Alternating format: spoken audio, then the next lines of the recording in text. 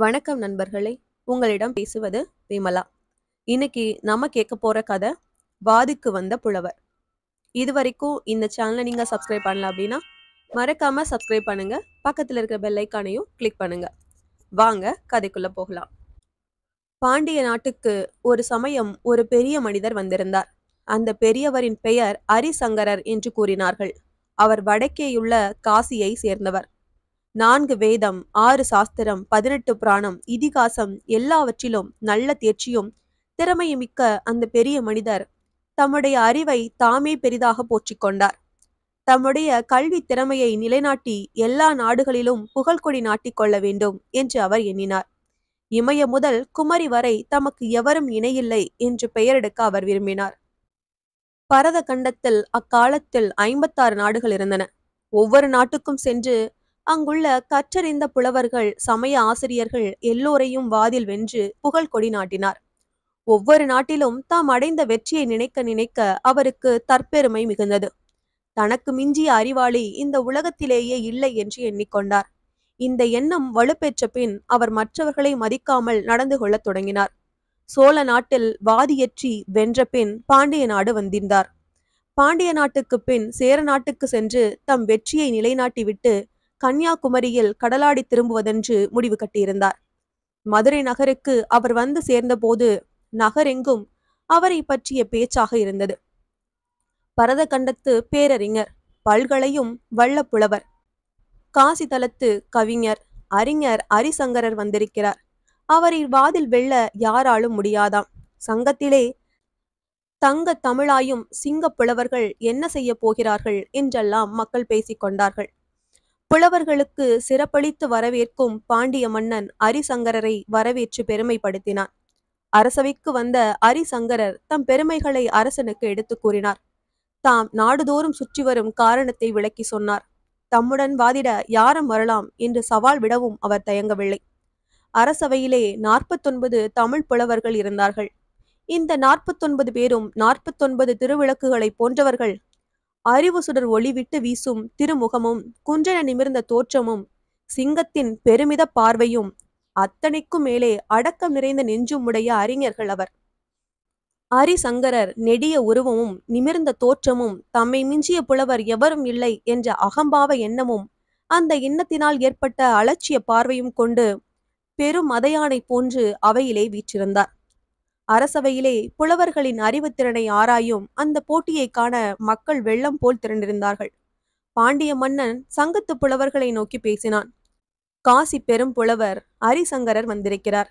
வாதிட்டு புகழிட்ட நாடுதோறும் சென்று வந்துள்ளார். இதுவரை சென்றுள்ள நாடுகள் அனைத்திலும் அவர் வெற்றி பெற்றிருக்கிறார். நம் பாண்டிய நாட்டிலும் தம் பெருமையையும் திறமையும் நிலைநாட்டிச் செல்ல அவர் எண்ணியுள்ளார். புலவர்களே, உங்களில் யாராவது அவருடன் வாதிட விரும்புகிறீர்களா என்று கேட்டார் பாண்டிய மன்னர். ஆன்ற விந்தடங்கிய சான்றோர்களாகிய சங்க புலவர்கள் அனைவரும் வாய் திறவாது அமைதியாக வீற்றிருந்தார்கள்.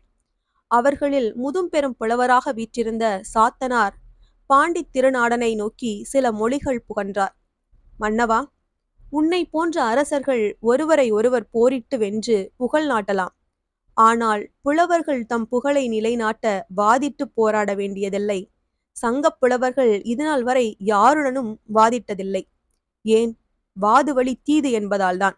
வென்றவர் எக்களிக்கவும் வெல்லப்பட்டவர் துக்கமிரவும் செய்யும் வாதுக்கு தமிழ் புலவர்கள் எக்காலத்தும் ஒப்பியதில்லை. சூதும் வாதும் வேதனை செய்யும் அறிவுக்கு எல்லையில்லை. ஒருவருக்கு ஒன்று எளிதாகவும் ஒன்று கடிதாகவும் இருக்கும். எதை கொண்ட அறிவை அசைக்க முடியும்? திருவள்ளுவரை உலகம் உச்சி மீது வைத்து கொண்டாடுகிறது. அவர் யாருடன் வாதிட்டு இப்பெரும்புகளை பெற்றார்? 2 பேரிதிகாசங்களை இயற்றிய வான்மீகரும் வியாசரும் எங்கே போய் வாதிட்டார்கள்? சாத்தனாரின் இந்த தெளிவுரைகளை அரிசங்கரர் என்ற அந்த புலவர் ஏற்றுக்கொள்ளவில்லை. அச்சம் மேலிட்டதால் தமிழ் புலவர்கள் வாதிட முன்வரவில்லை. வாதுக்கு தப்ப சாத்தனார் சரியான வழி கண்டுபிடித்து விட்டார் என்று ஏளனமாக கூறினார். தமிழ் புலவர்கள் அமைதியாக இருந்தனர். ஆனால் பெருமக்களை எங்கிருந்தோ வந்த அவர் அலட்சியப்படுத்தி பேசுவதை கேட்டு குடிமக்களுக்கு ஆத்திரம் ஏற்பட்டது. அங்கு புலவர்களின் அருகில் நின்று கொண்டிருந்த இளைஞன் ஒருவனுக்கு மனம் துடித்தது. மதிவாணன் என்ற அவ்விளைஞன் மன்னனை நோக்கி கூறினான். மன்னர் பெருமானே, சான்றோரை மதியாத தருக்காலராக உள்ள இப்புலவர் வாதிட்டுதான் ஆக வேண்டுமென்று சாதிப்பாரேயானால் அதற்கு நான் முன்வருகிறேன், என்னுடன் வாதிக்கட்டும். இவ்வீர உரைகளை கேட்ட ஹரிசங்கரர் குறுநகை புரிந்தார். மிகச் சிறியவன் இப்பையன், இவனா என்னோடு வாதிட முடியும் என்றார். சிறியவனானால் என்ன, சீறி வரும் சிங்கக்குட்டி போல் இருக்கிறேனே, வாது தொடங்கட்டும் என்றார் பாண்டியர். ஹரிசங்கரர் கூறினார், முதலில் நான் 3 கேள்விகள் கேட்கிறேன். அதற்கு அச்சிறுவன் பதில் கூறட்டும். பின்னர் அவன் கேட்கும் 3 கேள்விகளுக்கு நான் பதில் சொல்கிறேன். இப்பதில்களை கொண்டு வெற்றி தோல்வியை முடிவு கட்டலாம். இவ்வாறு கூறிவிட்டு ஹரிசங்கரர் மதிவாணனை நோக்கி கேள்விகள் கேட்டார். அவன் அவர் கேள்விகளுக்கு சட்டு சட்டென்று பதில் கூறினான். இந்த உலகத்தை விட பெரியது எது என்றார் ஹரிசங்கரர். உலகத்தை சூழ்ந்திருக்கும் வானம் என்றான் மதிவாணன். தத்துவ நோக்கத்தோடு கேள்வி கேட்ட ஹரிசங்கரர் இந்த பதிலை எதிர்பார்க்கவில்லை. ஆனால் அது தவறான பதில் என்று சொல்ல முடியவில்லை. மனிதனை சிறப்பு படுத்துவன 2, அவை என்ன என்று கேட்டார் ஹரிசங்கரர். மதிநுட்பம், மன அடக்கம் என்று பதிலளித்தான் மதிவாணன். சமய நூல் கருத்துக்களின்படி பதில் இருக்க வேண்டும் என்று எதிர்பார்த்தார் ஹரிசங்கரர். ஆனால் மதிவானுடைய பதிலை அவரால் மறுத்துரைக்க முடியவில்லை. பொருட்கள் புலனாவது எப்படி என்று 3வது கேள்வியும் கேட்டு முடித்தார் ஹரிசங்கரர். கண்ணொளியும் விண்ணொளியும் கலந்து என்று பதிலளித்தான் மதிவாணன். சிறுவன் ஏதாவது ஒன்றைத்தான் சொல்லுவான், அகப்பட்டுக் கொள்வான் என்று எதிர்பார்த்தார் அவர்.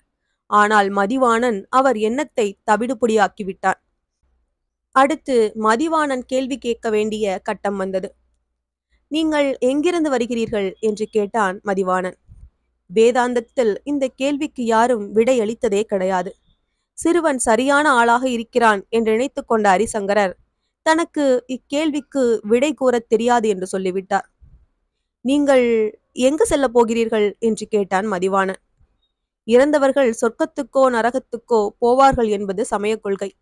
தான் போக வேண்டிய இடத்தை தீர்மானிக்க வேண்டியது ஆண்டவனே தவிர தான் அல்ல என்று எண்ணிய ஹரிசங்கரர் இக்கேள்விக்கு தன்னால் விடை கூற இயலவில்லை என்று கூறிவிட்டார். உங்கள் மனதில் என்ன இருந்தது, என்ன இல்லை என்று கேட்டான் மதிவாணன். இதற்கு என்ன பதில் சொல்வதென்றே அவருக்கு புரியவில்லை. திருதிருவென்று விழித்தார். மன்னர் இளைஞனை நோக்கி, மதிவானா, உன் கேள்விகளுக்கு நீயே விடை சொல் என்று ஆணையிட்டார். புலவர் ஹரிசங்கரர் சோழ நாட்டிலிருந்து வருகிறார். சேர நாட்டுக்கு போவோம் என்று நினைத்து கொண்டு பாண்டிய நாட்டுக்கு வந்தார். ஆனால் இங்கு தோல்வியடைந்து விட்டதால் சேரநாடு செல்லாமல் காசிக்கே திரும்பப் போகிறார். இதுவரை தனக்கு மிஞ்சிய ஆளில்லை என்ற தற்பெருமை அவர் மனதில் இருந்தது. இப்போது அது இல்லை என்று தன் 3 கேள்விகளுக்கும் உரிய விடைகளை தொகுத்து கூறினான் மதிவாணன். புலவர் ஹரிசங்கரர் எதிர்பாராத விதமாக தாம் அந்த இளைஞனிடம் ஏமாந்து போனதை எண்ணி தலை குனிந்தார். கூடி நின்ற மக்களோ இவ்வளவு எளிய பதில்களே சொல்லத் தெரியாத இவர் எப்படி 54 நாடுகளிலும் வாதில் வெற்றி பெற்றார் என்று வியப்படைந்தார்கள். பாண்டியன் அவரை பத்திரமாக காசிக்கு அனுப்பி வைத்தான். கருத்து: உருவத்தால் சிறியவர் என்று எண்ணி ஒருவர் திறமையை குறைவாக மதிப்பிட்டு விடக்கூடாது. இந்த கதை உங்களுக்கு பிடிச்சிருந்ததுன்னா லைக் பண்ணுங்க, ஷேர் பண்ணுங்க, சேனலை மறக்காம சப்ஸ்கிரைப் பண்ணுங்க. அடுத்த கதையில சந்திக்கலாம்.